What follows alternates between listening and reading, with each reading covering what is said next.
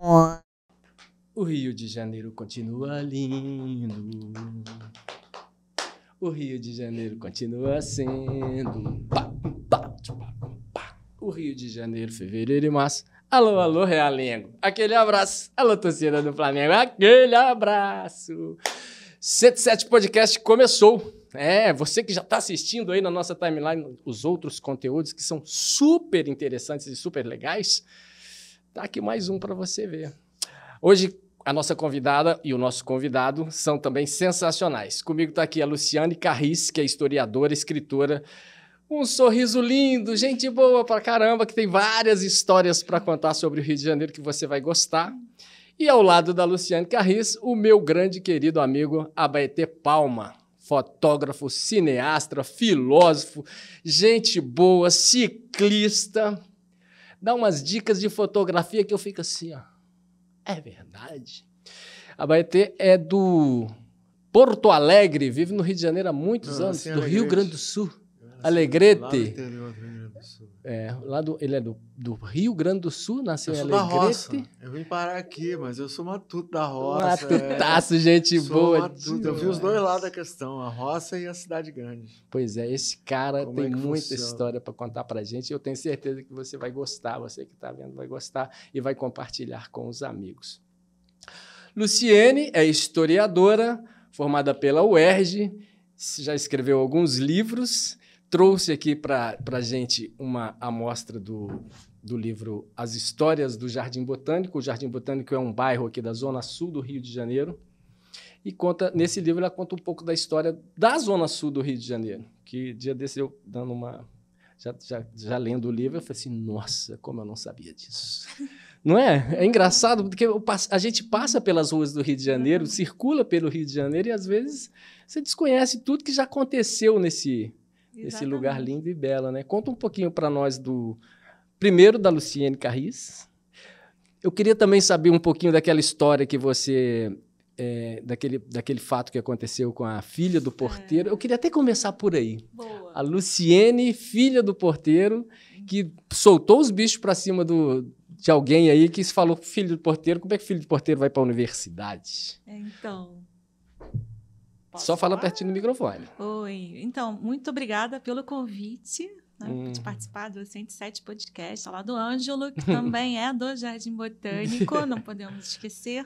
E ao lado do querido Abaeté, que também tirou umas fotos maravilhosas do meu lançamento do livro, ali na Padaria Século XX. Do nosso querido Armandão. Do nosso querido Armando Ascensão e família, né, não podemos esquecer.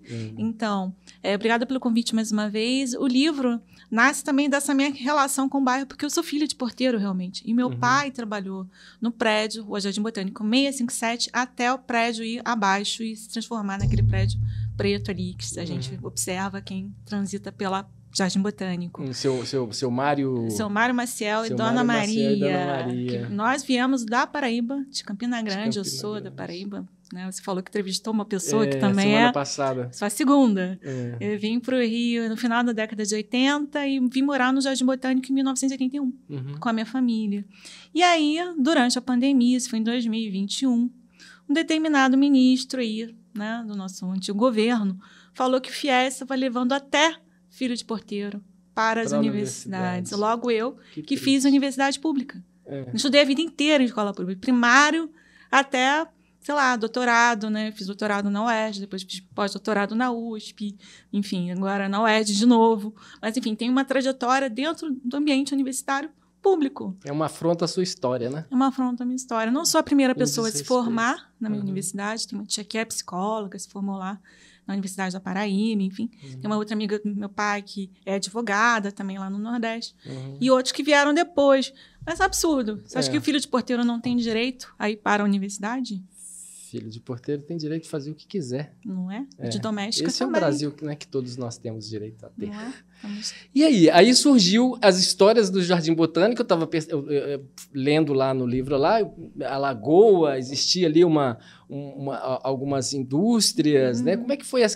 Conta um pouquinho para nós só um pouquinho, não dá muito spoiler, porque as pessoas precisam ler, né? Que é a melhor forma de ser. Porque esse livro tem uma história assim, muito interessante e muito curiosa, porque ele se relaciona com a minha própria trajetória de vida no bairro, né? Minha vinda com minha família para lá e minha relação com algumas pessoas que moravam na região do Horto, dentro do Jardim Botânico, que a gente chama de Horto, né? Mas subindo na Lopes Quintas. E eu cheguei numa escola pública ali, cheguei a namorar um rapaz que depois virou meu marido, virou pai do meu filho. E a família sempre falava que havia uma fábrica ali, né? Eles eram descendentes italianos e falavam, tinha uma fábrica de tecidos aqui, uma fábrica de tecidos. Tinha uma outra fábrica também. Tinha uma fábrica também na Marquês de São Vicente. Então, muito antes da Zona Sul ser o que é hoje, ela era uma região de fábricas? De fábricas têxteis e de outros serviços também. Fábricas menores, de chapéu, por exemplo. Sabe uma fábrica que teve lá? Aquela que a gente usa muito, aquela de embalagem rosa, cuja sede agora é em São Cristóvão. Não é Granada, a outra. Enfim, Leite de Rosas. Foi na JJ Seabra. Olha. E aí no livro, tem um livro institucional da JJ Seabra que eles falam, né, o início, quando eles vieram para o Rio, ele adquiriu a fórmula química para fazer, né, Leite de Rosas, e eles tiveram uma sede ali, que era na casa dele. Sim. E aí ele tinha que fazer, não podia fazer barulho, então ele aproveitava, quando o trem passava, está no livro, para poder, quando o bonde passava para poder fechar as embalagens que eram de vidro, né, não sei o que, para não fazer barulho, olha só. Tá no livro, né? Não estou inventando. Eu falei, gente, sensacional. Até Leite de Rosas teve no Jardim Botânico, além das fábricas de tecidos, né? E seu livro, além de contar muitas histórias, tem várias fotos, né? Daquele rio antigo, né? Da Lagoa Rodrigo de Freitas, né? Algumas fotos. Porque fotos, assim, a gente usa fotos, assim, em livro é meio caro, assim, sabe? A gente tem que pagar. Então, eu usei algumas imagens, sim. Isso daí é a Hemeroteca Digital, da Fundação Biblioteca Nacional. Agradeço a Biblioteca Nacional por permitir que a gente utilizasse essas imagens, sobretudo as imagens das revistas ilustradas. Fonfon, que foi uma revista de ampla circulação, acho que todo mundo em algum momento ouviu falar. E eu usei muitas imagens dessas revistas para poder compor o livro.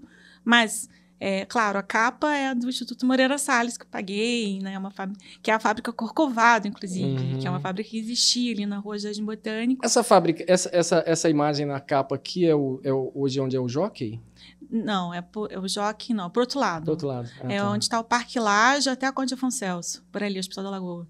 Que você observa que como a Lagoa foi aterrada, né? Não tinha um clube militar, nem a hípica, enfim, você vinha mais para cá. Então, tinha uma fábrica ali até 1938, quando é criado um novo código de zoneamento da cidade, que não permite mais fábricas, né, dentro da zona sul da cidade. Começa né? A Zona Sul era subúrbio, né? A Zona Sul era um subúrbio, porque é uma brincadeira que eu faço, né? As pessoas, como assim, subúrbio, né? Subúrbio onde tem trem, mas tinha um bonde, né? Mas, enfim. Mas o arrabalde, o subúrbio, essa expressão, né? O arrabalde é uma expressão de origem árabe, de respeito fora do centro. Né? Porque a gente tem os mais velhos, né? A gente observa, vou ao centro, ou vou à cidade, né? Minha mãe falava, vou à cidade. Porque a cidade onde era... A cidade era o centro, onde tinha tudo. Fora dali era o subúrbio, era distante, né? E aí a cidade foi crescendo, justamente com os bondes, justamente com a abertura do túnel, né, para Copacabana, e foi trazendo mais interesse. Esse túnel que liga do Rio Sul para... O túnel antigo.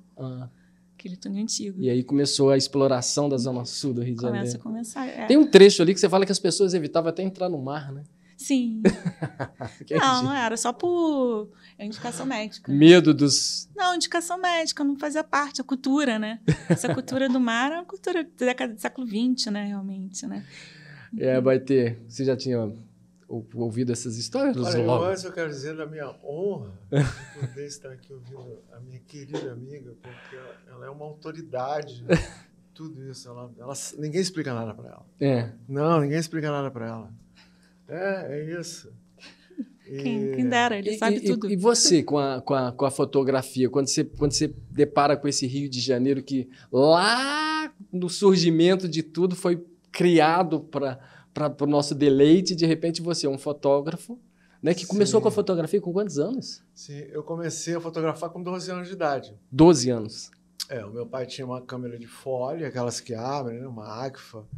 E ele colocava em cima de um banquinho. E eu me interessei. Eu falei, como é que funciona isso aqui? Ele me explicou. Né? Aqui é 125, aqui é 11. E eu comecei a fotografar. Comecei a fotografar, eu enquadrava, e ele chegou uma época que ele viu que eu gostava muito e disse assim, olha, você tem direito a um filme por mês. Um filme de 36? Não, um filme de 9. Era 6 exposições ou 9, eu não lembro. Que era uma câmera 6x9 do filme grande. Você ainda tem essas relíquias? Tem, essa câmera, eu tenho essa câmera. E eu comecei a fotografar a minha família e meus primos.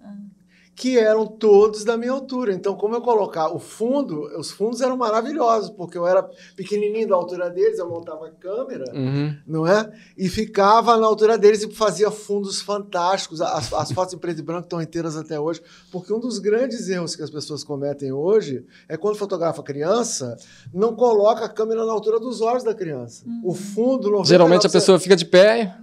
Distorce, fica a cabeça muito grande, né? Os pés pequenos e o fundo chão. 99% das pessoas fotografavam criança assim. E eu, como era da altura dos meus primos, você tem que ver a qualidade das fotos na praia, com a família, nas festas. E eu aproveitava bem o filme, né? As nove fotos tinha que pensar muito, né? Hoje eu vou num evento, eu faço 2.500 fotos, né? Então, eu tenho o meu arquivo, fora o que já foi jogado fora, umas 40 mil fotos. Para fazer 40 mil fotos, eu fiz mais de 250 mil fotos. Porque você hoje... Qual é a vantagem da fotografia digital? Você aprende. É estatístico. A fotografia, quando ela migrou do analógico para o digital, o fotógrafo, o ser humano, ele evoluiu ou ele involuiu? Assim, as pessoas buscam... A fotografia, o que aconteceu com a fotografia? A fotografia foi evoluindo. Hoje, o mundo... ele se comunica com fotografia. A imagem é emoção. Então, eu, em vez de escrever um texto, estou aqui num programa fantástico com a minha amiga, com a Luciene, com o Ângelo, em vez de eu escrever, eu fotografo, eu já escrevi. A imagem é tudo, uma imagem vale mais que 1000 palavras. Ela abriu, ela já leu. Então, a imagem é emoção. Né? A imagem é emoção. Você, antes de fazer uma coisa boa, você pensa naquela coisa boa, você cria a imagem daquela coisa boa e você busca aquilo. Se você pensar uma coisa triste, uma imagem de uma coisa ruim, você fica triste também, porque a imagem é emoção. Não é? Então, nós temos... E a fotografia digital, nunca houve uma oferta tão grande. Eu trabalho com banco de imagens também. Hoje, o banco de imagem não funciona. Você tinha banco de imagens... Porque a fotografia, como ela ficou muito popularizada, atingiu vários níveis... perdeu o ponto de referência de qualidade. Não é mais uma foto contemplativa. Não é mais uma coisa, olha que lindo. Eu vejo, as pessoas me botam foto e ficam passando dentro, eu falei, calma. 750 milhões de fotos. Eu paro, peço para parar. Nem observo, porque eu paro uma foto e eu fico olhando. Ixi, eu vejo, o Abaetê, tá vendo aquela luz ali, a sombra? Desse jeito. Porque eu me comunico assim, eu me comunico com o mundo assim. Eu aprendi, e eu entrei, fiz vários cursos. Eu fui para os Estados Unidos, fiz curso de iluminação lá em Los Angeles. Trabalhei com vídeo, isso nos anos 80. Aqui ninguém fazia isso. E fui estudar toda essa codificação mental. O meu professor lá foi presidente da ABC Television. A primeira aula de edição, ele começa, a primeira frase da aula de edição: nós vamos aprender agora como a mente reage aos estímulos do vídeo. Aí você... A primeira aula de edição não é botão. Como a mente reage aos estímulos do vídeo. Os estados de hipnotismo e transe, depende da capacidade de entrar no nível alfa, é uma onda cerebral. O vídeo acende e apaga. O vídeo, ele tem 34 segundos, tem um momento que fica preto, então ele acende e apaga, acende e apaga. Isso cria uma ressonância com o teu cérebro, que você sai do nível beta, que é uma onda cerebral variável, e entra no nível alfa, que é a ponte para o inconsciente, entendeu? E por isso que a fotografia hipnotiza. Porque você está vendo uma coisa que acende e apaga. E tem gente que a coisa é tão profunda que dorme vendo televisão. A televisão já vem com hipnotiza. Timer. Vou dormir, vou ligar a televisão para dormir. Por quê? Porque ele está acendendo, apagando, atendendo. É igual o trem que faz dormir no tutum, porque você entra em ressonância, a tua onda cerebral entra em ressonância. Mas, enfim, a fotografia evoluiu do analógico para o digital. E o fotógrafo, ele acompanhou isso? O fotógrafo que surgiu, a pessoa... Hoje eu pego meu celular e saio... O que acontece? Nós estudávamos fotografia. Né? Hoje a pessoa chega e diz, poxa, eu quero ser fotógrafo, que câmera que eu compro? Eu falei, calma, olha só. Não são os equipamentos que fazem a fotografia. O que faz a fotografia é a tua formação cultural. Foram os livros que você leu, as pessoas que você conheceu, os lugares onde você esteve. É isso que vai fazer a fotografia. Não é a câmera. É uma codificação. Então, você tem o que vai fazer a fotografia é isso. E você tem que estudar os grandes mestres, cada um no seu tempo. O Henri Cartier-Bresson, o Daguerre, que inventou a fotografia. O Robert Capa, que juntamente com o Henri Cartier-Bresson fundaram a Magnum Photos, que foi a maior agência que teve. O Henri Cartier-Bresson fotografou o pós-guerra. O Robert Capa fotografou a guerra, morreu explodindo uma mina. O Robert Capa, ele era um playboy. Ele ia cobrir uma guerra, ficava rico, milionário, e passava um ano no Jockey, em Paris, gastando o dinheiro todo. Aí ficava duro e ia para outra guerra. A história dele era maluquíssima. Como é que essa... Desculpa a minha ignorância, eu posso fazer uma pergunta muitíssimo idiota. Como é que essa galera, ela fotografava com filme... Sim, 35mm. Aí saía carregando uma mala com... O que acontecia com o filme 35mm? Cada clique tinha um custo. É igual hoje na internet. Você fazia, quanto é que custa o clique? Aí você calculava o revelador, calculava o papel. Então, um clique custa R$30 hoje. 30, 40 reais. Então ele tinha que caprichar muito. Você tinha que ser craque em iluminação, você tinha que entender o que acontece. Você, com o tempo, você não usa mais fotômetro. Você começa a conhecer o filme, essa luz está tanto, você não podia errar. Hoje você ajusta, eu faço teste antes de fazer a foto. Existem dois tipos de trabalho com imagem. Hoje você só fotografa analógico ou analógico e digital? Só digital. Existem dois tipos de trabalho com imagem.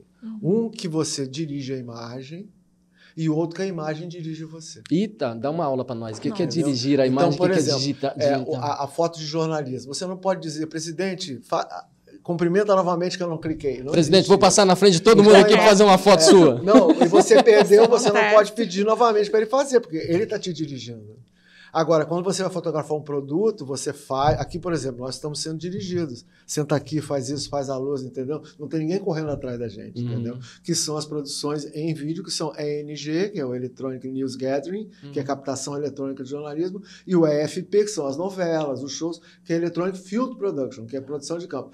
A partir daí, só para encerrar, existem equipamentos específicos. Não precisa encerrar não, pode continuar. Existem equipamentos específicos. O equipamento de jornalismo tem que ser rápido para armar. Eu tenho câmera Sony, desculpa eu falar, não é propaganda, não é uma publicidade, mas as câmeras Sony, em 2 segundos eu tenho uma foto. A Nikon demora 6, 7, a Canon ainda demora. A Sony, para pauleiro, tanto que os equipamentos da maioria das produtoras, das câmeras, né, nós sabemos que a Sony comanda o mercado, que são equipamentos facílimos de operar. Então, quando você tem que ser muito rápido no ajuste, tem câmeras que são mais rápidas. A Sony foi uma das primeiras a lançar câmeras digitais, não foi? Não, quem criou o sensor, um pouco de história, né, foi a Kodak. Hoje tem 2 fábricas de sensores no mundo. Qualquer sensor que você comprar, o CCD ou o CMOS, né, o CMOS, que tem diferença, ou ele é Kodak ou ele é Sony, no Japão. O Matsushita, JVC, porque não existe, vou comprar uma máquina de sensor para fazer sensor. Não, o cara bola a máquina, um sensor de 25 megapixels, são 25 milhões de pontinhos. O que mais me impressiona realmente é a máquina que faz isso. Os caras criaram uma máquina. Você não compra uma máquina para fazer sensor. Você tem que criar uma máquina, uma máquina que faz 25 milhões de pontos num quadradinho, no tamanho de 2 centímetros por 3 centímetros. Isso é uma coisa fantástica. Isso é uma coisa fantástica. É um robô que faz aquilo. Pois é, agora a gente também tem um outro caminho que está surgindo nesse mundo moderno aqui de 2023, que é a inteligência artificial, né? Que pode substituir muito da técnica do humano. Olha só, a gente fala assim, é mais chique, a gente não fala depois de velho, estou amadurecendo, não, estou tendo autoconhecimento. Não, é amadurecendo. Porque o autoconhecimento é amadurecendo. O que é um amadurecimento? É estatística. Eu vou falar de inteligência artificial, que é estatística. É igual ao teu cérebro. O dia que eu aprendi a pensar, né? Eu brincava de carrinho e tal. Aí fui na escola, eu tinha 12 anos, o professor escreveu assim: o homem é um produto do meio. Pá. Nossa, o homem é um produto do meio? Porque o cara porque ele aprende, ele nasce sem saber nada. Aí eu comecei a observar meus colegas, o pessoal que era da colônia de pescador, que usava um tipo de sapato. Aí comecei a olhar o pessoal lá da roça, que os alemães se vestiam diferente. Falei, o homem é um produto do meio. Caramba, o que é o meio? É uma estatística. Aí até hoje, Eu tenho umas situações, né, que eu olho e penso, nossa, isso está acontecendo porque essa pessoa produz no meio. Ela, estatisticamente, a inteligência dela foi vendo esse filme antes tantas vezes, né? Pô, já vi esse filme antes, já vi esse filme antes, e vai aprendendo. O que é a inteligência emocional? É uma estatística. Os caras descobriram uma máquina que faz estatística igual ao teu cérebro. E ela vai te controlar. Você tem que tomar muito cuidado, porque a inteligência emocional vai te controlar. A Alexa já me controla. Você não sabe hoje o texto. A Alexa já me controla. Eu sou leitor. Eu ligo, acordo de manhã e falo, bom dia, Alexa, vou tocar uma música que você gosta. Falar, porra, fera da pá. Deixa eu pedir. Você está interagindo com... Né? É muito interessante isso. É muito interessante e assustador. E voltando à fotografia, né? O netinho de uma amiga montou um brinquedo lá no Lego, falou assim, aí virou para mim, tio, faz fofia. Faz fofia. É porque eu vou mostrar para a vovó quando ela chegar. Eu fiz a fofia, ele destruiu o Lego. Caramba, a criança com 4, 5 anos de idade já se comunica com fotografia. Ele fez um registro fotográfico de um negócio. Ele já projetou no tempo aquela imagem para desmontar, para depois montar para a avó. Pirei. Nossa, aí eu decidi fazer um curso para crianças também. Você tem um curso? Eu tenho fotografia para criança, para adulto. Eu tenho curso de 200 horas, se você quiser saber tudo de fotografia. Por quê? Porque as crianças hoje estão se comunicando com fotografia. A criança entregou um telefone com 6 meses, ela passa ali, né? Ela vai fazer para guardar, para registrar. É a questão do escrever mais fácil. Eu não sei como é que está o mercado, né, de livros, né, mas não se vende mais livro como se vendia, né? Luciane, como é que está o mercado de livros? Olha, eu lia no ano passado, final do ano passado, início do ano, que deu uma melhorada, né? Deu uma melhorada. Mas tem muita gente que lê e-book também. Né? Essa edição do História do Jardim Botânico está nas livrarias? Tá. E você compra também ele online, digital? Sim, não, digital ainda não. Digital não tem. Tem só o livro físico mesmo. Alô, pessoal do Jardim Botânico do Rio de Janeiro, da Zona Sul do Rio de Janeiro. Tá aqui, ó. O Reinaldo vai colocar na tela, eu acredito, aí a capa do livro, mas eu estou mostrando aqui também Histórias do Jardim Botânico da Luciane Carris, que é muito legal de quem mora na Zona Sul conhecer, quem mora no Brasil conhecer, quem mora em Portugal conhecer a história do Rio de Janeiro, que é muito interessante. Vamos voltar lá na criança, lá nesse curso, que eu estou curioso para entender essa história do curso para criança. Para aprender a codificar, porque a fotografia tem umas, com licença, tem umas estruturas básicas, né, que você, por exemplo, não misturar 2 tipos de luz. Você não pode fotografar com sombra e sol, porque a câmera vai escolher um. E vai não fotografar com um tipo. Você tem que isso não é um curso para criança. Isso é um curso para criança. A criança bota, por exemplo, pega a câmera, bota a vovó na janela com fundo de luz. A vovó vai ficar no escuro e a paisagem maravilhosa. Você acha que isso é para criança? Com 12 anos, com 10, já entende. Com 12 anos, 10, você dá uma aula de iluminação, eles entendem. O que aconteceu? Tem muita gente que fotografa hoje, mas só sabe apontar a câmera e apertar o botão. Você tem curso para criança? Sim, o curso para criança é mais um curso de linguagem, de enquadramento, entendeu? Sim.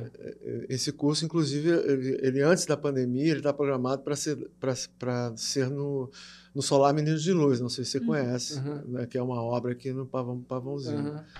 Eu tive lá várias vezes, fiz trabalho com eles. Eu participei, eu tive a oportunidade de participar de um webinar com o Paulo Coelho. Foi na época da pandemia, né? Porque eu fiz um vídeo, eram 120 bibliotecas do Brasil inteiro, e cada um ia enviar um vídeo, e o Paulo Coelho ia escolher 30 desses que fizessem o vídeo, leitores dele, dos livros dele, e iria conversar nesse webinar. Então, era um vídeo, tinha toda uma especificação, entendeu? Um documento, como é que tinha que ser, o tempo, a posição das pessoas. Eu fiz os 5 aqui, e um dos meus vídeos foi escolhido, que foi uma leitora dele fantástica. A menina leu, com 16 anos, leu todos os livros dele. Olha que legal. Ela foi escolhida, esse vídeo, né, que eu fiz, e essas pessoas fizeram esse webinar online, e ele estava na Suíça. E foi muito interessante. E teve várias mensagens deles muito interessantes. E uma das mensagens, porque tinha gente do Brasil inteiro, você vendo lá no Nordeste, a menininha do Nordeste, do Sul, né? E ele falou uma coisa interessante, que ele vendeu 350 milhões de livros e não vende mais livro. Isso tem uns 3 anos atrás, né? Falei assim, olha, eu vendi 350 milhões de livros e de uns 4 anos para cá eu não vendo mais livros. Aí complementou, falou assim, então eu decidi usar os meus livros de forma diferente. Por isso que eu estou aqui conversando com vocês. Pá. Ele estava usando o livro dele. Só que de outra forma. Só que ele estava conversando.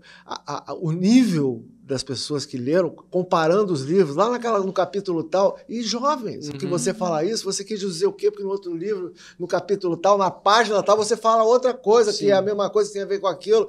Enquadraram ele. E ele explicou isso. E ele explicou assim, ele falou 2 horas, direto, conversando, 2 horas.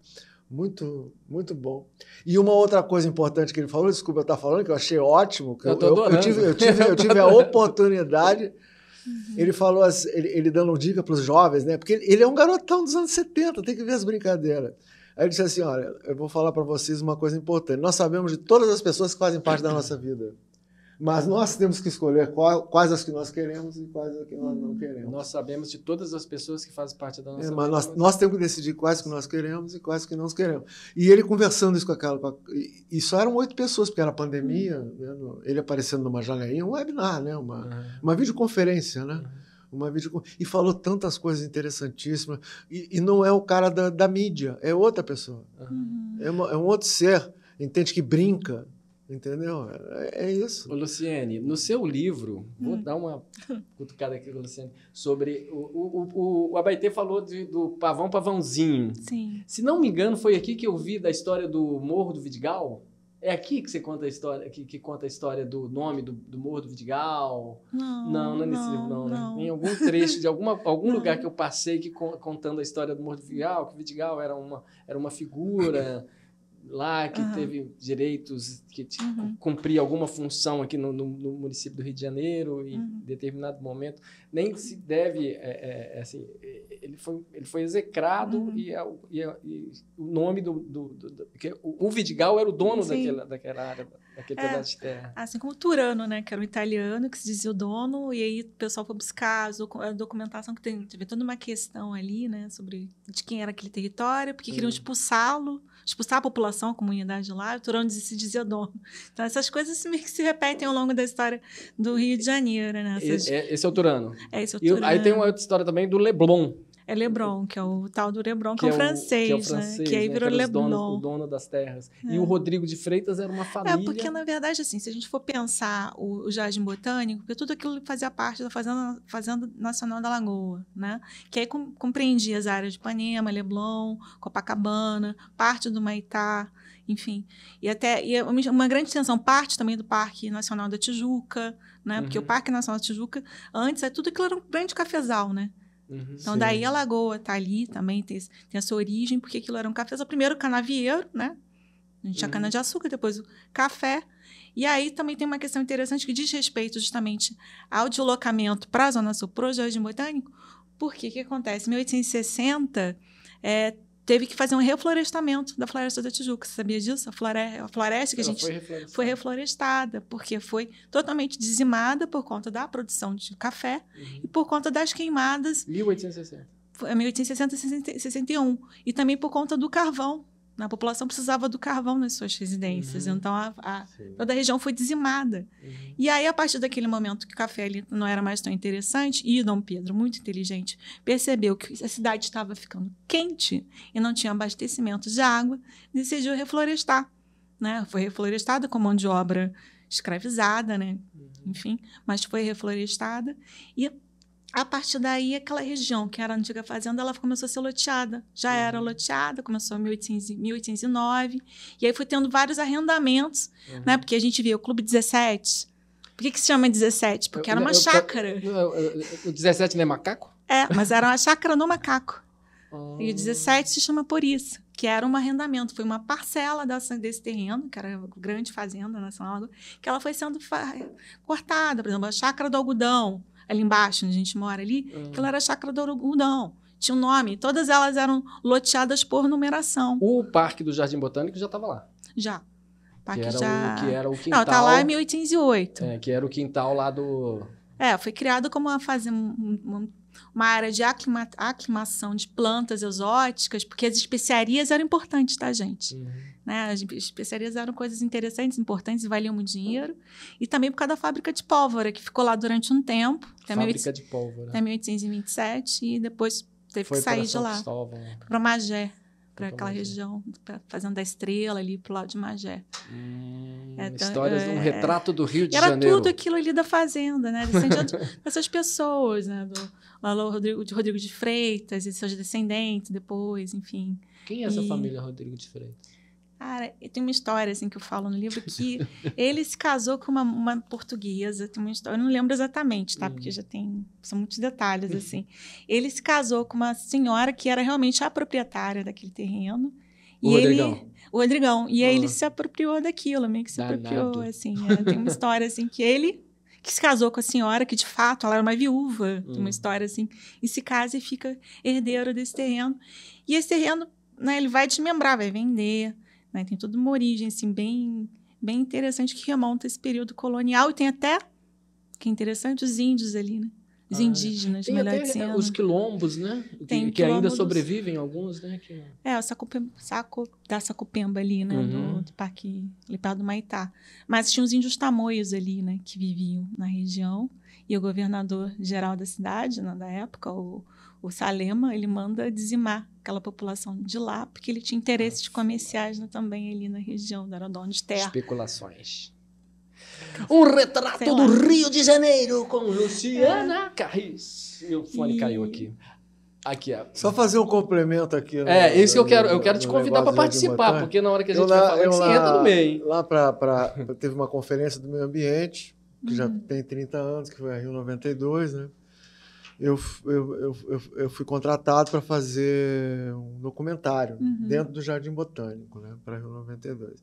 E tive acesso lá na Biblioteca Barbosa Rodrigues a um cofre, né, e fui estudando uma série de livros, informações. O Jardim Botânico, ele antes de ser Jardim Botânico, era a fábrica de pólvora. Não, ele não. Não era? Não. A fábrica de pólvora foi estabelecida junto com Dom João ali naquele momento, não antes. Junto com o Dom João. A fábrica de pólvora e o Jardim Botânico. O Jardim Botânico. Tá, só te peço para falar pertinho do microfone para todo mundo. Por meio de um decreto. Foi junto. Foi junto com o Jardim Botânico. Sim. Né? Não tem essa separação assim distante. Assim. Eu não digo assim como sendo a prioridade uma fábrica de pólvora. A fábrica de pólvora para proteger a cidade também. Sim, a prioridade seria isso, não é isso? Mas é mais ou menos na mesma época, não é não tem um distanciamento histórico, período histórico de criação, isso que eu quero dizer, não. Entendeu? E ela é estabelecida ali. A fábrica de pólvora também tinha um peso muito importante. Tinha, claro, mas aí ela começa a ter problemas de explosões e tal, e enfim. Sim. E aí decidem remanejá-la para outra parte da cidade que era menos habitada, assim, supostamente menos habitada. Assim. Se a gente for pensar nos indígenas, nas pessoas, enfim. Todo o seu conhecimento adquirido com a fotografia você aplica hoje fazendo os cursos? O mercado mudou muito, né? Tudo não existe mais o fotógrafo do clique, da festa, do evento, né? Eu tinha trabalho de assessoria de imprensa semanalmente.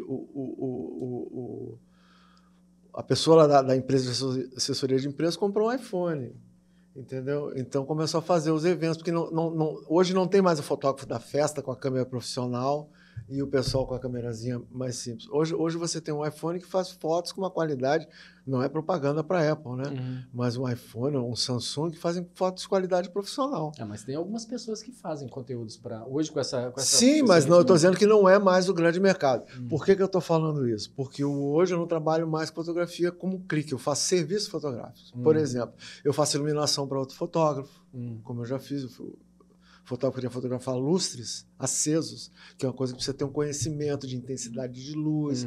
E aí eu fiz para esse fotógrafo um trabalho específico. Trabalho de produtos com reflexos controlados, por exemplo, vidro em fundo infinito, plástico.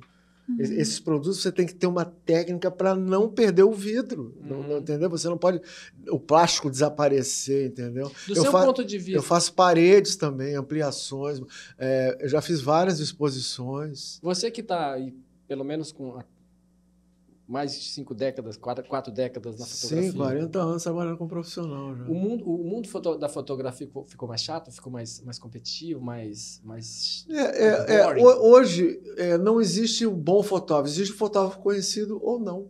Porque, como eu te falei, as pessoas não têm uma referência do que é bom. Então, esse pessoal que está com 30 anos hoje, eles não sabem, eles cresceram no iPhone, eles tinham 10 anos. Não, porque não tem a referência, que é a estatística. A tua estatística. Não são os equipamentos que fazem a foto, é a tua formação cultural. Não é? Então, hoje, você não tem uma referência. Né? Não, mas, com todo respeito, um fotógrafo de 20 anos, ele pode ter uma boa formação cultural e fazer boas fotos. Sim, mas você não ganha dinheiro mais vendendo quadro. Só para resumir. Você não ganha dinheiro mais vendendo para agência. Você hoje, para ganhar dinheiro vendendo, por exemplo, o banco de imagem hoje tem milhões de fotos, a oferta é muito grande. Então, você, para ganhar dinheiro com o banco de imagem, você tem que ter 10 mil fotos lá. Para você produzir 10 mil fotos, quanto tempo, quantos cliques? 10 mil fotos diferentes. Então, eu conheço fotógrafos que trabalham com banco de imagem, tem 10 mil fotos. Aí ele consegue ter um dinheiro para poder sobreviver, pagar aluguel, entendeu? Porque a foto no banco de imagem, depois que ela sai uma vez, ela recebe uma marca e não sai novamente, demora. Então, eles pagam, você recebe um X, que não é uma coisa de você, é um absurdo, entendeu? E a Annie Leibovitz cobra $500 mil numa foto. Entendeu? Caraca. A Annie Leibovitz, que é a fotógrafa do Rolling Stones, da revista Rolling Stones, que faz publicidade. Então, qual é o equipamento? Compra. Ela já chega com o equipamento a 0 km. Ela não tem. Então, são fotógrafos que é a formação cultural. E são fotos que valem isso. O cara vai vender um produto, entendeu? Agora, você não tem mais esse cara hoje. Você não tem. Nos anos 80 ainda tinha os caras que... Hoje não. Hoje, porque qualquer... Eu vou te dar um exemplo. Criança tem que ter brilho no olho. Você está iluminado aqui, você está com um pontinho de luz no olho, ela está com um pontinho de luz. Você vê fotos hoje, eu vou te dar um exemplo, eu fui num shopping conhecido, uma loja, as crianças sem brilho no olho, os olhos pretos, sem brilho, sem pele, sabe? Não tem cuidado. Isso é cuidado Por quê? Porque a referência das pessoas hoje é uma foto que não tem técnica. Entendeu? Aí eu for dar um curso de fotografia, começo a explicar como é que é fotografar em RAW, como é que é fotografar em JPEG, os formatos, aí o cara vira para mim e diz assim, mas eu preciso saber isso tudo para fazer uma foto aqui com o meu iPhone? Não vou querer fazer outra coisa. Aí você vê a velocidade no fundo, entende? Exatamente. Aí você vê, por exemplo, eu conheço fotógrafo que compra câmeras de $10 mil e põe no automático, pô. Moleque. Aí o cara fala assim, a máquina resolve eu não consigo fazer um pôr do sol vermelho. Tira do automático, porque ele vai corrigir o vermelho e vai fazer ficar branco, é o balanço do branco, né? Aí o cara não consegue fazer, veio falar, ele tem uma Canon de $10 mil. Eu falei, você está fazendo automático, o vermelho vai desaparecer, a câmera vai identificar como defeito, entendeu? Isso, é impressionante. A criança resolve o problema cortando caminho. Por exemplo, alimento sem brilho. Alimento tem que ser brilho, tem que ter um sprayzinho, sabe? Botar um sprayzinho no hambúrguer, ficar brilhando, sabe? Botar uma luz assim. Então, as minhas fotos hoje são técnicas. O meu trabalho hoje é técnico. A minha estrutura, o meu conhecimento é um conhecimento técnico. Eu não uso filtro, eu te dou uma foto perfeita tecnicamente. Abaeté Palma. Essa é a meta. Esse é o cara. Fotógrafo, ele é o cara. Como é que era o deslocamento das pessoas no Rio de Janeiro do Jardim Botânico da Zona Sul em 1800 e bolinha?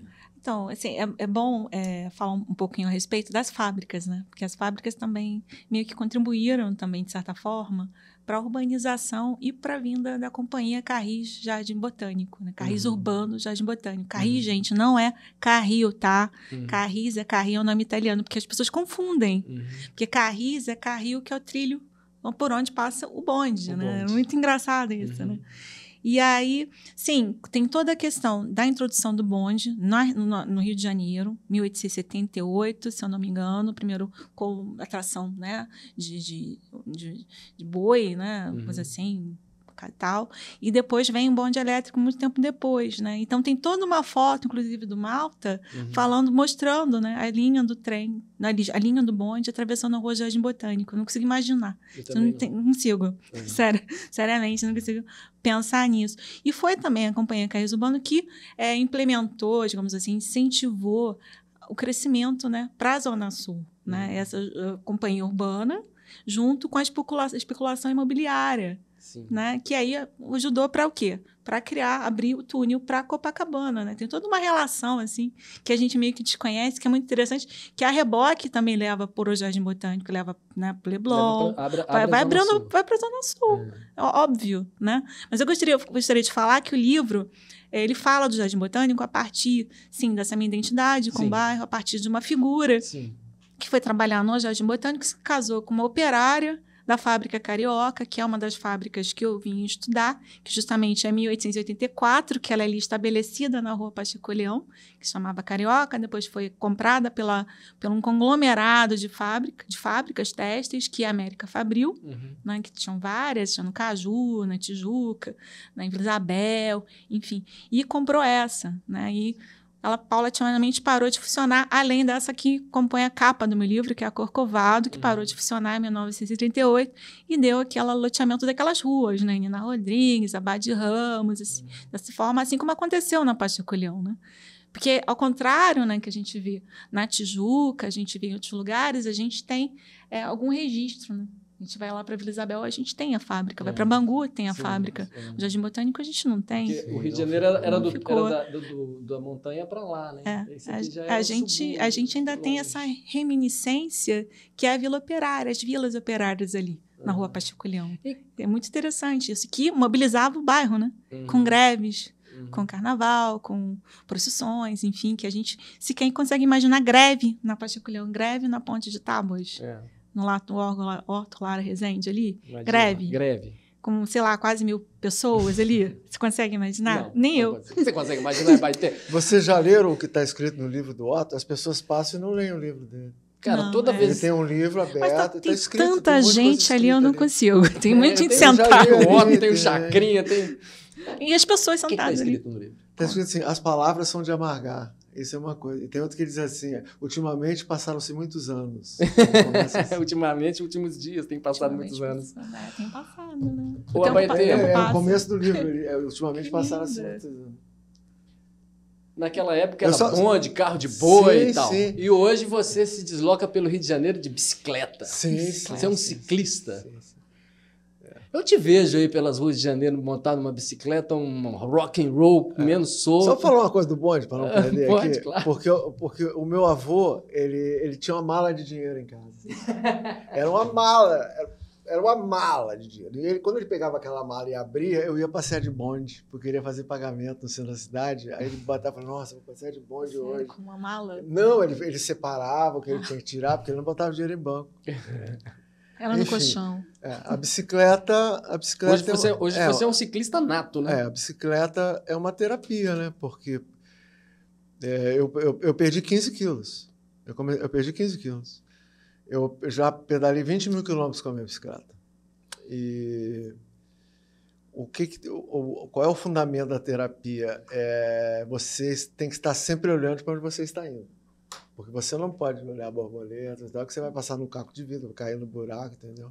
Então, o equilíbrio, isso é uma coisa que eu posso te dizer com a minha idade. Eu tenho 64 anos, tem coisas que eu afirmo, né? Então, eu afirmo para você que o equilíbrio é físico, mental e espiritual.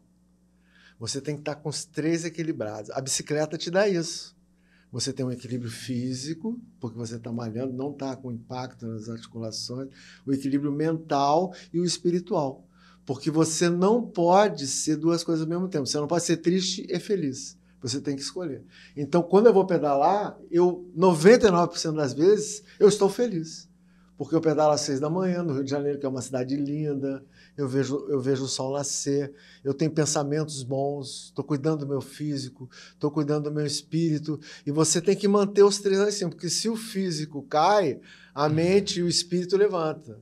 E assim sucessivamente. Se o espírito cai, o físico e o mental, você não pode ficar com tudo para baixo. Então, a bicicleta hoje, para mim, é um estilo de vida. É um estilo de vida. E seu filho também é ciclista? Meu filho é ciclista, trabalha com uma grande empresa, inclusive. Ele faz turismo. Ele dá aulas de bicicleta elétrica atualmente, que vai ser o grande mercado agora, são as bicicletas elétricas. Mas aí acabou o físico, então. Não, cansa também. Você tem que ver. Eu tenho lá no meu Instagram um passeio que eu fiz, você tem que ver como rala. Só que você vai mais longe. Você vai mais longe. Eu fiz Jardim Botânico, Floresta da Tijuca lá em cima e voltei. Bicicleta elétrica rapidinho. Eu pedalo 30 km por dia, que dá 1h40 mais ou menos. E eu mudo meus pensamentos, entendeu? Me ajuda a resolver melhor os problemas. A respiração é importantíssima, porque nós estamos, de uma forma geral, que todos nós aqui sabemos, né? O ser humano hoje ele está desconectado da natureza. Sim, ele completamente. Está totalmente desconectado da natureza. Desconectado até dele, às vezes. Eu vi um documentário eu vi um documentário do professor Milton Santos, não sei se vocês sabem quem é, que é na geografia famoso, e a pessoa lá, o urbanista, diz assim, ó, lá na roça o cara extrai o sustento da terra. Ele troca porco por milho, né? Aqui na cidade, isso aqui ele fala assim mesmo, é uma grande favela, todos estão aqui para extrair dinheiro um dos outros. Isso nos desconectou da natureza. Completamente. Entendeu? Porque você vira você se torna uma resposta. Eu não sei se eu estou... Né? Porque eu não sou o dono da verdade, de forma nenhuma. Mas eu tomo o maior cuidado para não estar respondendo inconscientemente. É uma cidade agressiva, né? Porque é uma cidade, eu gosto muito do Rio de Janeiro, é lindíssimo. São várias tribos, né, que habitam aqui. Tem umas que não se dão bem. Não é? Tem umas que não se dão. A maioria se dá bem, não é? Das pessoas. Mas tem pessoas que não se dão bem. E tem que... É isso, é a metrópole insustentável, né? Que nós estamos aqui. Mas voltando à bicicleta, a idade está no ambiente. Eu, com a minha bicicleta, eu mudo de ambiente em 2, 3 minutos. E cada curva que você faz, você vê um frame diferente, uma luz diferente, uma cor diferente, um ritmo diferente? Nós que somos fotógrafos, nós temos visão quadrada.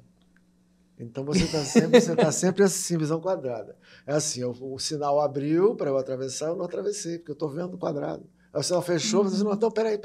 Por quê? Porque você está vendo quadrado. Tem uma luz que tem um cachorrinho, o cara fazendo carinho no contraluz, no cachorro na frente da banca de jornal. Uma câmera aqui de manhã, o sol nascendo, a hora mágica, as 2 horas depois do nascer do sol, isso é para os fotógrafos.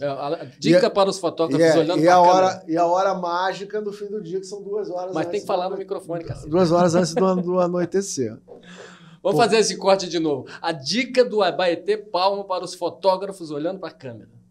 A hora mágica, são 2 horas, a hora mágica é até 2 horas depois do sol nascer e 2 horas antes do sol se pôr. Mas não esqueça de deixar a sua câmera no balanço do branco para a luz do dia, porque aí aquela coloração vai aparecer. Porque normalmente as pessoas deixam no automático, a câmera vê aquele vermelho e faz ficar branco. Aí perdeu as 2 horas. Então você tem que deixar a câmera no manual para a luz do dia, porque você com a câmera regulada na luz do dia, você pega todas as nuances de qualquer luz, pô. A câmera não vai corrigir aquilo. O balanço do branco, ele faz o branco ficar branco. Caralho, se a luz estiver verde, ele vai fazer o branco ficar branco com a luz verde. Pode pedir uma pizza para nós aí, que esse podcast vai render umas 3 horas aqui. Isso é uma dica importante, porque muita gente não sabe fotografar pôr do sol. Cara, eu não consigo fazer o cara da câmera eletrônica, da câmera caríssima. Ele usava no automático, não tinha como ele fazer o pôr do sol, entendeu? Eu queria acrescentar uma coisa. Assim, Acrescenta. Vou acrescentar aqui. Porque, assim, a gente fala de um lugar muito bacana, que é o Jardim Botânico, né? Vamos lá, a gente tem os pontos turísticos ali perto, que facilita, de certa forma, a vida do ciclista. Contudo, a cidade do Rio de Janeiro não é planejada para o ciclista, né? Vide vários acidentes. Eu tive um amigo que faleceu, um professor da UERJ, que usava a bicicleta como forma de mobilidade. Ele defendia isso. Ele morava em Laranjeiras, foi fazer um trabalho de campo ali na Praça Mauá, foi atropelado por um ônibus que serve lá ao nosso bairro. Entende? Assim, então, é uma cidade que não é segura. Sequer para gente que anda, né? Que corre também, que eu corria. Mas as cidades não são... As cidades, de uma forma geral, elas não são preparadas. Não. Eu fui pesquisar a legislação, eu tive um acidente seríssimo que eu atropelei um cão sem guia. Ele estava andando na frente, eu não vi que ele estava sem guia, na ciclovia da Lagoa. Ele viu o amigo no parque, o outro cachorrinho, deu 3 pinotes e eu bati nele. Eu apaguei. O Caí, acordei, tinha um monte de gente em volta de mim. O capacete é feito para deformar. O meu capacete virou biscoito creme cracker. A partir desse dia, eu fui pesquisar a legislação. Existe uma legislação federal, uma legislação municipal, uma legislação estadual que não se encontram sobre a bicicleta. No Código Nacional de Trânsito, desde 1998, a bicicleta é um veículo movido à propulsão humana. Está lá. Você tem que andar igual, você tem que andar na ciclovia e você é um veículo. A bicicleta não pode atravessar a faixa de pedestre andando. A bicicleta. Ela tem vários níveis de classificação. Tem brinquedo, tem meio de transporte movido à propulsão humana, lazer e esporte. Eu não posso andar na calçada com a minha bicicleta esportiva, mas a criança pode, porque é brinquedo. A criança, a lei municipal, não pode andar na ciclovia. Porque a ciclovia é para bicicleta de velocidade. Ou esporte, ou lazer, ou meio de transporte. Então você tem os parques, tem toda essa... A bicicleta que você compra na loja hoje, ela vem com espelho retrovisor e o refletor no pedal, porque é obrigatório pelo Código Nacional de Trânsito. Porque é veículo de transporte. Com relação ao capacete, por exemplo. As crianças que não conseguem nem segurar a cabeça ainda, sem capacete no carrinho, com as vovós, e andando de zigue-zague, é um perigo. Tem duas rodas. Se tem duas rodas, em algum momento pode cair. Pô. É simples entender o negócio. Aí eu fui pesquisar, não tem uma legislação para capacete com criança. Só diz que você tem que ser responsável por tudo que você carrega no teu veículo. E eu vejo isso muito na Lagoa. Cachorro solto, porque não pode, cachorro solto, tem uma legislação. As crianças sem capacete, você não pode fazer zigue-zague, você não pode rebocar skate, não pode levar a pessoa de pé no eixo traseiro. A lei não permite nada, não pode levantar uma roda, fazer malabarismo, não pode, tem toda uma legislação. Só que não existe esse conhecimento. E não é divulgado. Não é divulgado. Então tinha que fazer um apanhado geral de todas essas leis e fazer uma divulgação. Claro. Entendeu? Como é que é? A preferência é do pedestre sempre. Sempre. Eu respeito criança, velho, eu respeito tudo, eu paro, entende? Tem uma velocidade. Eu consigo treinar forte tipo 5h30 da manhã, 6 horas na Lagoa, que é limpinho, tem uma ciclovia, não tem, sabe, caco de vidro, não tem carro, é muito seguro. Mas depois começa a chegar as crianças. 7h30, 8h começa as crianças, os carrinhos, aí já tem que diminuir, aí já passa a ser passeio, entendeu? Porque eu gosto de velocidade, eu gosto de ver o sol nascer, eu gosto de vento, eu gosto. É uma característica minha. E faz muito bem. E me faz muito veneno bem. já, e eu tô acordando. Vergonha. Eu acordo às 4 horas, 4h30. Tem gente que usa bicicleta como meio de transporte mesmo, né? Sim, isso que eu estou dizendo, que o Rio de Janeiro não está preparado para o ciclista. Apesar de ser plano. E aqueles quiosques hoje em dia, que não sei se todas as grandes cidades têm, mas aqui no Rio de Janeiro tem vários quiosques onde se aluga bicicleta, não tem sequer uma informação falando sobre essa legislação. Não existe essa informação. Não existe na Lagoa, entendeu? A Guarda Municipal não sabe nada disso, os guarda municipal. Olha, o cachorro está solto ali na ciclovia. Tem uma lei que não pode. E tem uma multa. Ele tem que estar no quadrado. Eu não posso pedalar no quadrado com os cachorros tão soltos. Entendeu? Então, eu não falo para as pessoas. Eu passo devagarinho. Sim. Entende? Eu não falo, eu passo devagar, passou, eu acelero. Para a pessoa se tocar, olha, eu estou na ciclovia que está cheio de bicicleta. Entendeu? Porque tem gente que não se toca. Luciene. Diga. Aqui, vamos lá, sair da bicicleta, nesses tempos aí do Rio Antigo, aqui no livro você fala de uma figura que gostava de tomar um biricutico, né? Então, é porque essa história desse livro, como falei no início, né, parte justamente dessa minha relação com a família, com a identidade com o bairro e tal. E teve um personagem singular que se dizia italiano, que não era italiano, eu acabei descobrindo, e que veio a trabalhar no Jardim Botânico em 1911. Né? Ele foi jovem aprendiz, como a gente fala hoje, né? Tinha um programa, né, de ensino, né, de botânica. Ele se transformou em jardineiro, não como jardineiro como a gente tem de hoje, não desqualificando a profissão de jardineiro, mas a jardinagem naquele momento era muito relacionada à botânica, tanto que ele viajou em algumas expedições com o jardim botânico, né, com os cientistas do jardim botânico para fazer coleta de plantas, que ele conseguia, né, ele não fazia classificação, mas a coleta ele sabia identificar determinada planta para ir para o acervo do jardim botânico para os cientistas pesquisarem, enfim, aí ele ficou lá até se aposentar em 58. Mas a família... Quem é essa figura, gente? É o Basílio Carriço, que é o neto, né, do Torquato e da Maria. A Vitrelódia, ele tem essa ascendência italiana, né, vem lá de uma regiãozinha, na Toscana, de uma cidadezinha medieval chamada Anghiari. Um dia eu vou conhecer, ainda não conheço.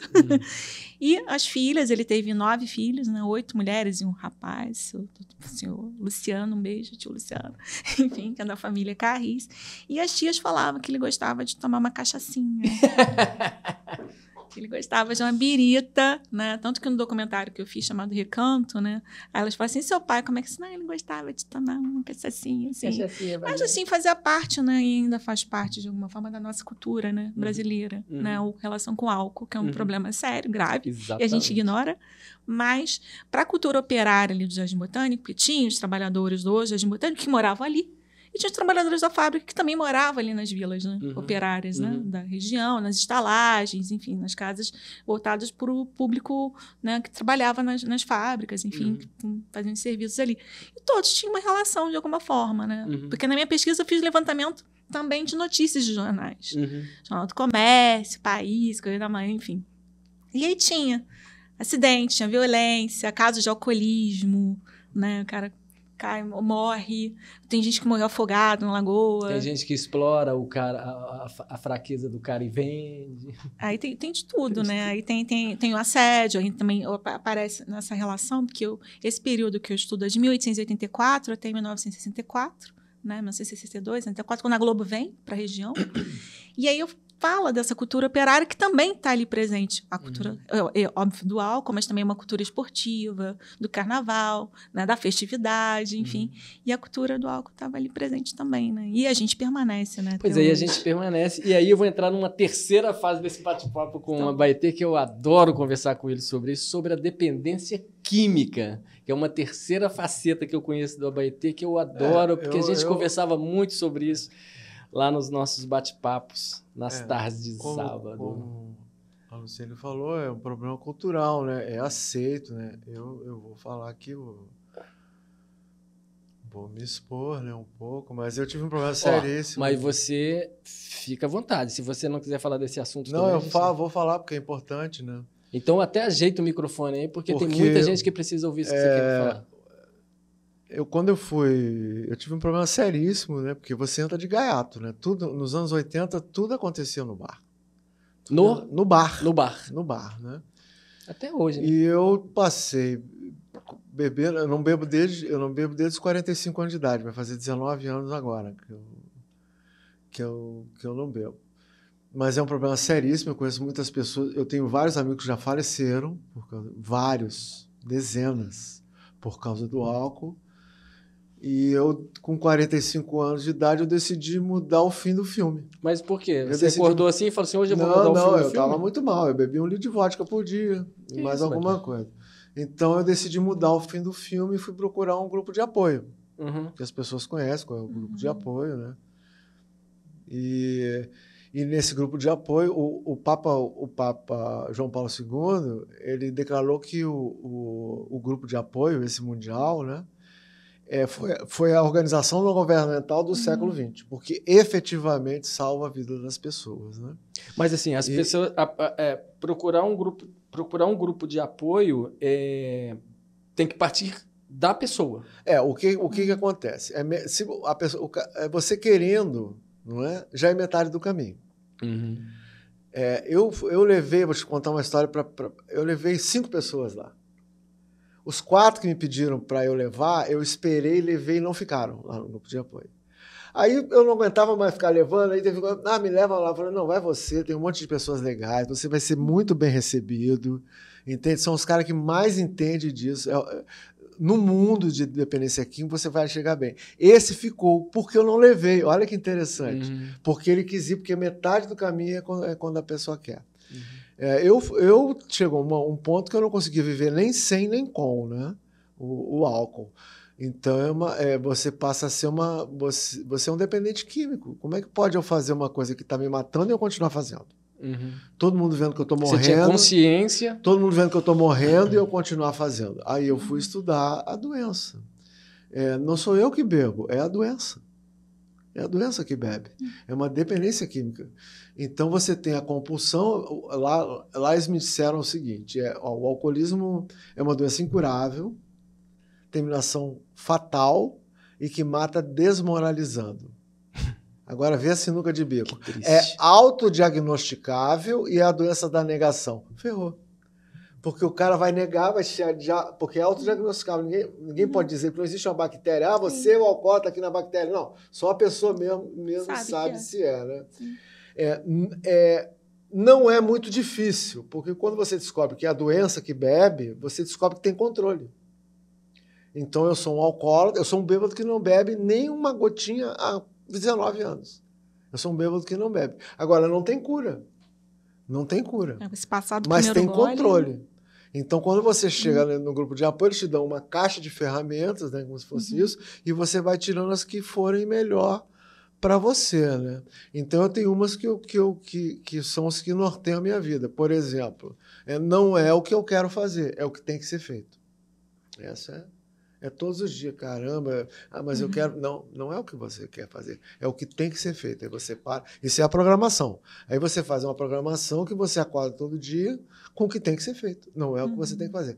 Outra, eu não posso ser nem super-homem nem coitadinho. Porque se eu for um super-homem, o campeão da Fórmula 1 abre uma garrafa de champanhe desse tamanho. E se eu for um coitadinho, tornei-me um ébrio na bebida. Então você não pode ser coitadinho, não pode ser super-homem. Tem que fazer o que tem que ser feito todos os dias. Como é que funciona o álcool? Mas há 19 anos você afirma todos os dias que você vai. E é um dia de cada vez. Fazer o que tem que ser feito hoje, eu não vou beber hoje. Um dia de cada vez, fazendo o que tem que ser feito da melhor maneira possível. Esse é o parágrafo completo. Todo mundo fala, um dia de cada vez, virou moda. É um dia de cada vez. Não. É um dia de cada vez, fazendo o que tem que ser feito, não é o que eu quero fazer, da melhor maneira possível. É maravilhoso. Aí você começa a identificar que nas pequenas coisas mais simples tem uma felicidade incrível. Você tem que tomar muito cuidado, porque nós somos educados numa sociedade com o ego equivocado, pô. O nosso ego... A mente é formatada... Não, ego é a ponte do consciente para o inconsciente, ou do espírito para a matéria. Como você quer identificar o ego, dependendo da ciência que você levar. E o nosso ego é equivocado.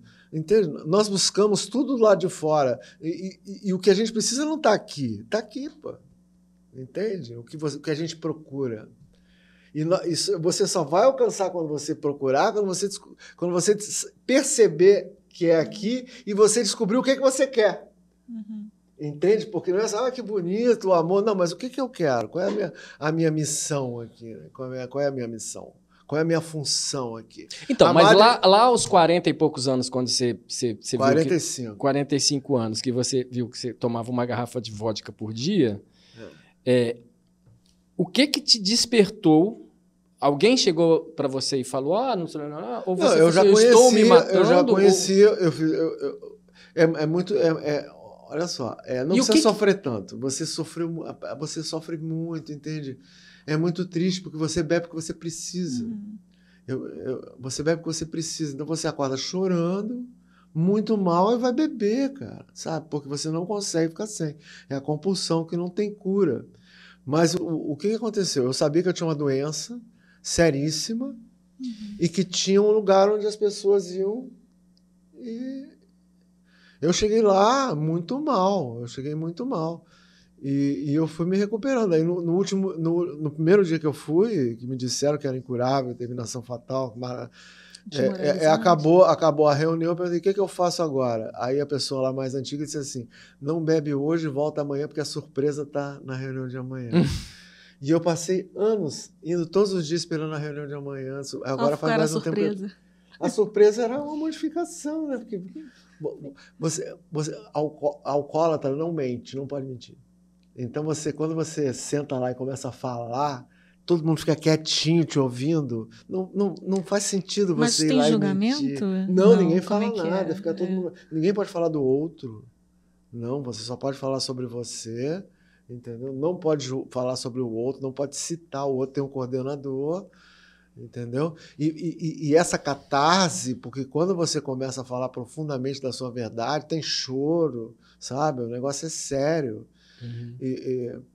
Quando eu cheguei lá, agora falando uma coisa assim que parece brincadeira, mas não é uma coisa muito séria, a minha cabeça estava um mingau. Aí eu sentei lá na primeira reunião que eu fui e cada um que sentava lá contava a minha história. Eu falei, nossa, isso aí é a minha história. Aí levantava um, sentava e falei, isso aqui é um complô da CIA. Os caras investigaram. Eu achei que a CIA tinha me investigado, colocaram aqui de um monte de maluco. O nível do cada um maluco. contando, não aconteceu isso comigo. Eu falei, nossa, igualzinho. É igualzinho, sabe? A mesma forma. Mas tu vê como a minha cabeça estava ruim. Aí você vai melhorando, aí cada ano que você fecha, você olha o ano passado e diz assim, você olha como eu estou bem hoje, né? Como eu estava, minha cabeça estava ruim o ano passado. E agora eu vou fazer 19 anos, vou olhar e falar, nossa, como eu estou bem hoje, como estava ruim minha cabeça no ano passado. É uma coisa da estatística, você amadurece. As experiências vão te amadurecendo, você vai ficando mais equilibrado, vai percebendo ao redor, sabe? Sai do eu, entende? Tem uma frase do Dalai Lama, eu gosto muito do Dalai Lama, nothing exists as it appears. Nada existe como aparenta ser, entende? É uma outra coisa que junta isso tudo e faz funcionar. É um sincronismo. Eu, por exemplo, eu estou aqui agora, eu tenho uma função para estar aqui. Eu não vou sair daqui, não vou me permitir sair daqui sem ter modificado alguma coisa em alguém. Porra, você vai modificar a gente pra cacete. Tem quase 700 milhões de seguidores. Então, assim, nossa, o meu pensamento está indo via satélite, meu pensamento está viajando milhões de quilômetros. Eu estou tendo a oportunidade de mandar meu pensamento para o mundo. Dizer para as pessoas que existe uma possibilidade de você se manter equilibrado. Não tem cura, é a má notícia. Mas a boa notícia é que tem controle. Então, o meu exemplo, um dos 12 passos é fazer a manutenção, que é o último passo, que é levar a mensagem. Os 12 passos do Alcoólicos Anônimos, agora eu falei o nome da entidade, né? Não é propaganda. Eles foram escritos pelo Bill e foi escrito pelo Dr. Bob. Vamos lá, a gente vai cortar isso. Os 12 passos, volta lá nos 12 passos da instituição que você fala. Os 12 passos Depois a gente corta isso. Vamos fazer de novo, tá, Rinaldo? Porque não pode falar Alcoólicos Anônimos. Vamos lá, 3, 2... Os 12 passos dessa programação, que é um programa de ação, né? Você tem que praticar. Isso é uma coisa que veio iluminada, porque as duas pessoas que descobriram, que criaram essa organização, 2 americanos, eles descobriram que 2 alcoólatras conversando não bebem. 2 alcoólatras conversando não bebem. Aí foram juntando grupos. Aí um diz, olha, você viu que um era médico e o outro era um caixeiro viajante. E aí eles conversaram, você viu que a gente não teve vontade de beber, falando sobre alcoolismo? Aí se encontraram na outra noite, e na terceira noite, vamos chamar o John, conversar com a gente, que o John está com problema de álcool. E começaram a conversar e criar os grupos de apoio em 1935. Tá, mas em 1935, essas 2 pessoas, mais essas 3 pessoas... Ou 4, os dois, quem descobriram foram 2. O grupo que começou... Descobriram que são os fundadores dessa organização. Esse grupo que começou são os fundadores. São, né? Os fundadores. E eles pressentiam que já eram dependentes e queriam sair daquela. Não, efetivamente funcionava você se abrir. Não pode mentir. Lembra que eu falei que não pode mentir? Você se abrir e falar sobre os seus problemas com o alcoolismo. Como é que eu vejo? Assim, a questão do falar. Né? O falar ajuda a te organizar. Não é? Eu, por exemplo, eu sentei aqui, o que eu vou falar? O que ele vai me perguntar? Quando eu comecei a falar, eu passei a me organizar. Porque é uma forma de... A palavra tem energia. A palavra tem 3 dimensões. A palavra tem massa, tempo e espaço. A definição de energia, assim, energia é toda uma força que movimenta uma massa. Vamos fazer uma experiência agora. Pega esse livro e bota aqui, por favor. Eu mexi no livro e não toquei no livro. Claro, você me deu uma ordem. Só com a palavra. Sim. Então você fala assim, tem 3 dimensões. Tem massa, de que tamanho? Tem tempo, Não é? É quando. E tem espaço. É de onde até onde. Né? Porque você tem o espaço que você está e tem o espaço de fora. Então, a palavra é poderosíssima. Por que eu estou falando isso? Porque a cura vem da palavra também. Você falar, eu estou falando aqui agora, obrigado por me ouvir. Mais 24 horas, porque eu estou me organizando também. Entendeu? Te explicando tudo o que aconteceu comigo. Entendeu? Você hoje é um homem muito mais feliz. Olha, eu não quero outra vida, se você quer saber. Eu não quero outra vida. Olha que maravilha. Eu chego num lugar, eu olho todas as garrafas de cerveja e peço uma água mineral. Não é maravilhoso? Não é maravilhoso? Mas não tem uma galera que sabe? Isso é maravilhoso, Você cara. Que é um ex-alcoólatra. Eu perdi 15 quilos. Eu achava que eu via colorido e eu não via colorido. É isso que eu ia te falar agora. Depois eu descobri, nossa, como eu vejo as coisas com cor diferente. Sabe? Eu não tenho caixa de remédio. Eu não tenho. A minha caixa de remédio é uma aspirina. Eu tomo uma por ano. A minha caixa de remédio. Qual que é o recado que você dá para algumas pessoas, que eu me incluo nelas, mas agora eu estou evitando, tem o hábito de falar assim, vou tomar alguma coisa ali, beber sei lá, qualquer álcool para dar um brilho. O que é isso? Normalmente o cara minimaliza o problema da cabeça. Tomar uma zinha. Não tem uma zinha, é uma bomba. Não é? Você tem o cérebro. Aí a área da censura é a área externa do cérebro. É o que está em contato com o crânio. É a área da censura. Quando você bebe, o álcool, o primeiro lugar que ele entra no seu cérebro é pela área da censura. Não é de dentro para fora, é de fora para dentro. Aí ele entra pela área da censura. Aí por que não pode o primeiro gole? Porque aí pode. Então, eu não lembro de ter bebido. Beber um chopp. Não, quando que eu bebi um chopp? Não é para tomar uma garrafa de vinho. Tomava 2, 3 garrafas de vinho. Não tem. Por quê? Porque a censura está nessa área periférica. Isso eu vi uma palestra.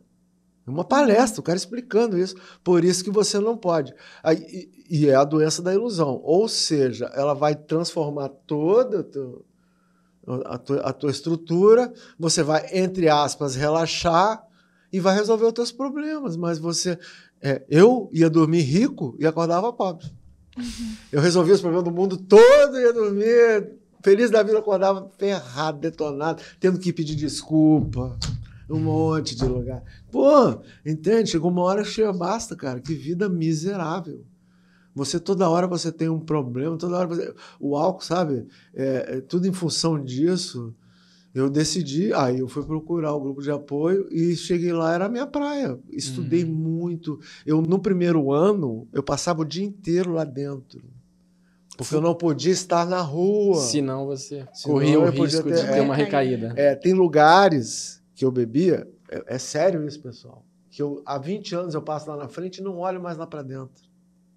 Eu tinha assim, uma facilidade da Gávea até o Humaitá, eu bebia em qualquer lugar sem pagar, sem dinheiro. Nossa. Eu não tenho dinheiro hoje, né, que eu vou botar uma conta lá. Eu bebia eram vários botiquins, eu bebia e não pagava depois. Então eu estava sempre zonzo, né? Sempre tonto. Você sempre tinha alguém que te dava o apoio. O que eu mais perdi foi tempo. O relógio não anda para trás.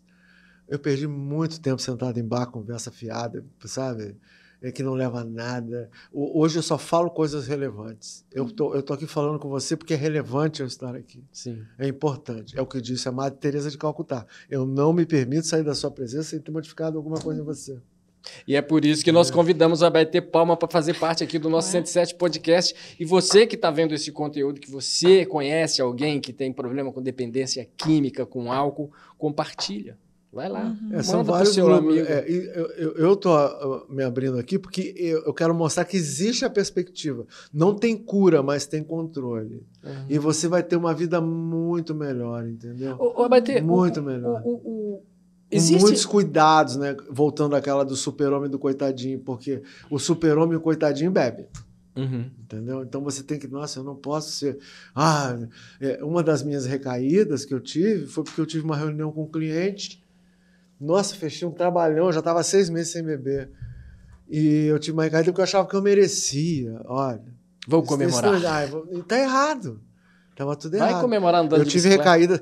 Tudo que me disseram lá aconteceu. Olha, quando você tiver uma recaída, se você beber uma garrafa de vodka por dia, na recaída tu vai querer beber 2. Não deu outra, cara. É muito ruim. É uma ilusão, né? O álcool é controlador. Na Idade Média, né, tem histórias que os reis, os índios americanos, o colonizador levava o uísque, ficava amigo, deixava todo mundo de porra e a cavalaria ia lá e matava todo mundo. Também acontecia aqui, né? Sim, de utilizar a cachaça para controlar os escravos. Sim. E na Europa também, na Idade Média, na época medieval, o rei distribuía, fazia festa e depois ia lá e matava todo mundo. E as mulheres têm tanta facilidade para... Sim, o que acontece? O organismo das mulheres reage diferente, né? Porque os órgãos são menores. Então, 3 doses para mim é a mesma coisa que 1 dose para mulher. Porque ela tem os órgãos menores, o fígado é menor, né? O pâncreas é menor. Então, a possibilidade de se tornar e elas se tornam alcoólatras muito mais facilmente do que os homens. E elas recorrem aos grupos de... Sim, tem muitas mulheres. Né? Eu vou falar uma história aqui muito importante, que uma mulher que chegou lá, que foi que me ajudou a eu engrenar. Porque eu quis salvar a vida dela, eu fiquei sem beber. Eu estava vindo de uma recaída horrível, entrou uma senhora muito ruinzinha.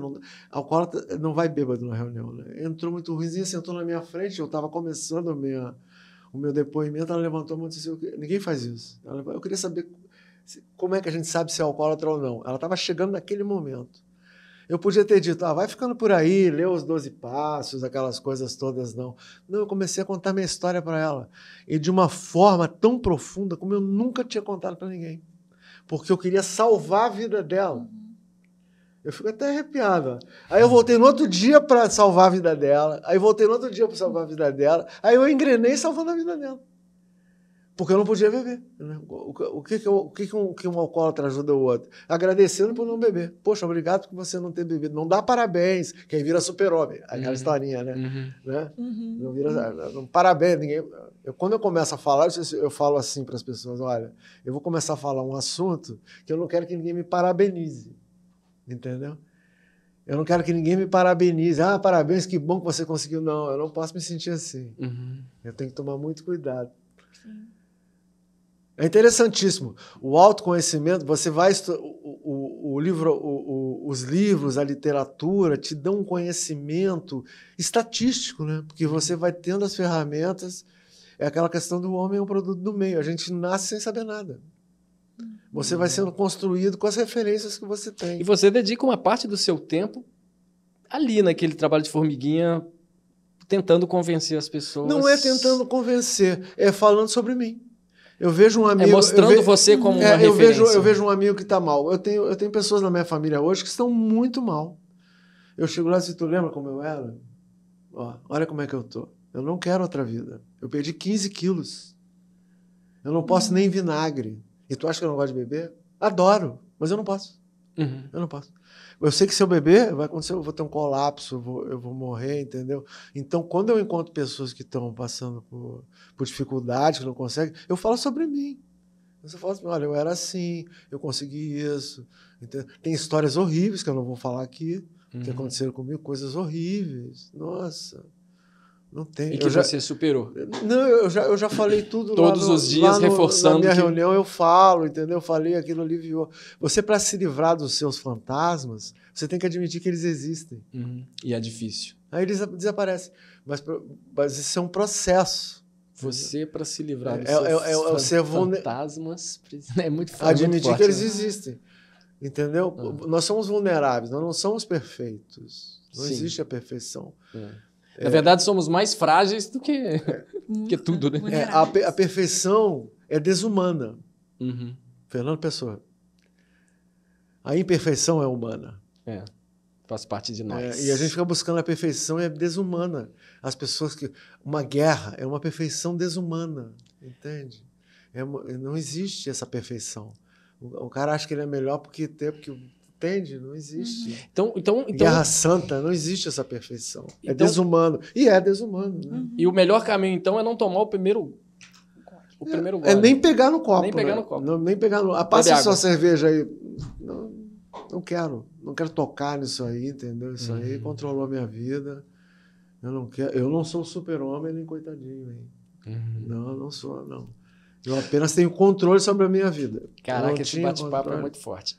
Luciene, só para tomar um oxigênio aqui, eu queria te pedir, não sei se você tem de bate-pronto, mas você pesquisou aí e tal, conhece, não sei se você vai ter aí pra gente uns 5 lugares legais que você cita no livro, que você indicar, assim, eu, se fosse falar assim da Zona Sul, posso indicar vários, mas eu não sou historiador, você pesquisou assim. Sim, pesquisei, mas a gente tem, como eu falei, a gente é privilegiado de morar num bairro maravilhoso e morar na Zona Sul, né, e onde a gente tem lugares históricos acessíveis, históricos, não só históricos, mas também ligados à natureza. Bom, posso ligar. Pista Chinesa, onde a Abaeté vai subir de bicicleta, Mirante, né, do Imperador. A gente tem o próprio Jardim Botânico, Parque Lage, a Lagoa, o que mais? Nossa senhora, você já listou 8, então eu vou pedir 15, 25 Ela lugares. Mora no passeio. Caraca, é muito privilégio, né? Muito próximo, né? A própria Floresta da Tijuca com as suas cascatinhas, né? Que a gente conhece as cachoeiras do Horta, mas tem várias ali, né? Na Floresta da Tijuca. Tem outras, né? Que eu não conheço, mas são listadas, né, dentro do site do Parque Nacional da Tijuca. Eu tenho uma lista, né, das cachoeiras que lá existem. A gente conhece uma parte que é ligada ali abaixo, né? Cachoeira do Horto, outros primatas, né? Que eu não sei se é possível ir agora, né? Que botaram uma cancela, não sei como é que tá a situação, mas tem uma ali no final da Lopes Quintas, tem aquelas lá de cima, tem lugares, assim, históricos e ligados propriamente à natureza, maravilhosos, assim, que você pode andar de bicicleta, andar a pé e correr e esquecer o álcool, né? Esquecer qualquer coisa. Sim. Vai, né? Curtir a natureza, que é a melhor coisa. Curtir um pouco da história também. São caminhadas fantásticas também que pode fazer. Você, ali na grade do Jardim Botânico, eu já vi preguiça. Umas 3 ou 4 vezes. Tem os tucanos de bico amarelo, de bico verde. Tem os macacos. Tem o macaco prego. E de uns anos para cá, quando começou essa conscientização de que a natureza não está à disposição do homem, né? Isso começou nos anos 80, né? Começou a preservar mais. Eu moro ali no Jardim Botânico, eu tô no 7º andar, eu tô na Copa das Árvores. Você não tem noção da riqueza de pássaros coloridos. Sim, de maritacas. A gente acorda ao som dos maritacas. É lindíssimo, lindíssimo. É a maravilha da natureza nos seus olhos. Ô, gente, a gente tem que terminar, não é nem porque... É porque a gente tem mais podcast para gravar. Tá muito bom esse bate-papo com a Abaeté Palma. Fotógrafo, cineasta, influencer, porque ele está influenciando nesse podcast de hoje, ele influenciou muita gente a repensar o álcool, que eu acho que era a grande mensagem, a principal mensagem que eu queria que você trouxesse para as pessoas aqui no 107 Podcast. E eu quero deixar as portas abertas para a gente voltar a falar desse assunto, que eu acho que ele é muito enriquecedor e pode salvar, né, como você mesmo disse, salvar muitas pessoas do vício e da dependência e de buscar a fuga onde não é o melhor caminho. É uma droga, né? Então eu vejo hoje a mídia não aborda seriamente o problema. Porque existe uma indústria por trás disso. Não tem assim, olha, isso é um problema seríssimo. O alcoolismo, o álcool é uma droga pesadíssima, mata você, mata outra pessoa, entende? E é uma coisa que é aceita, né? É uma coisa que é aceita, você vai na esquina, você tem. Então, uma coisa... Se puder, fuja. A lei seca lá do Al Capone, justamente eles liberaram porque a violência estava muito grande. Porque a lei seca foi a época dos anos 30 que impediram a venda de álcool. E a maconha era liberada, que era a droga dos músicos. Era vendida na farmácia. Aí quando até a cocaína. Também era vendida na farmácia. Mas aí, como eles precisavam, é muita violência, vamos liberar o álcool de novo. Aí precisava alguma coisa para corromper a polícia e inventaram que a maconha era a droga pesada, né? E qualquer coisa que altere o teu humor, vamos dizer assim, de uma forma bem ampla, né? É uma droga pesada. É uma droga. E hoje você tem remédio para tudo. Eu tô com dor na ponta do dedo, remédio. Primeiro remédio é a consciência. A quantidade de remédios para dor que tem na televisão, você tem visto? Sim. Nossa, tá doendo, o cara assim, vai caminhar, vai alongar. Não, tome o Dortal, como dizem o pessoal do TI, né? O mesmo que fabrica o antivírus, que cria o antivírus, é o que faz o vírus. Na sala do lado. Não, o cara que cria o antivírus está lá do lado da sala do cara que cria o vírus. Mas você tem remédio para tudo hoje. Esses shoppings que tem de madrugada, tem remédio para tudo. Mas não tem uma... Cara, vai caminhar, vai pegar sol, sabe? Vai mudar os teus pensamentos, você não pode ser... E às vezes quando você aponta para esse caminho, vem um batalhão em cima de você, fala, pô, mas isso aí não é por aí, você tem que tratar com isso, porque não sei o que, sei lá, a americana lançou esse produto aqui para salvar a sua vida. Quando você, às vezes, pode ser só... Não sei, estou falando de leigo, mas assim, às vezes só você mudar o rumo do seu caminho... Você não está entendendo, né? Você vê televisão, a quantidade que tem de remédio para tudo. Para tudo, tem remédio para tudo. É isso, sabe? Luciene, muito obrigado. Abaetê, palma, muito agradeço. Muito obrigado. Valeu a sua presença. Recomendado aqui, vamos colocar na tela aqui do 107 Podcast, se for possível, que é a capa do livro da Luciene, As Histórias do Jardim Botânico, um recanto proletário na Zona Sul Carioca. Tá bom, muito obrigado, querida, por ter vindo. Obrigado, Abaetê. A gente vai fazer outros 107 podcasts com você, se Deus quiser.